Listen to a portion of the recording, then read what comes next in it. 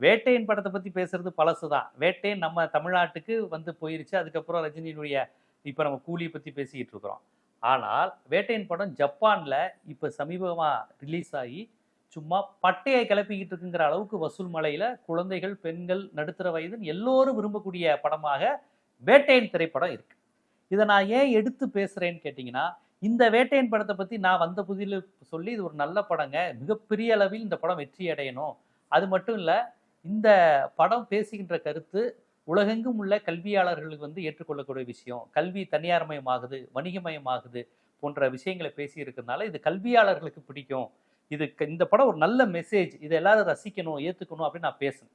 அப்ப சில ரஜினி பிடிக்காதவங்க எல்லாம் வந்து, நீ ரஜினி என்ன படம் நடிச்சாலும் சூப்பர் தான் சொல்லுவ, இது ஒரு டுபாக்கூர் படம், படமே ஓடல, தியேட்டர்ல எல்லா சீட்டும் காலியா இருக்கு, ஓப்பனிங் சீனே ஹவுஸ்ஃபுல் ஆகலன்னு இஷ்டத்துக்கு அடிச்சு விட்டாங்க.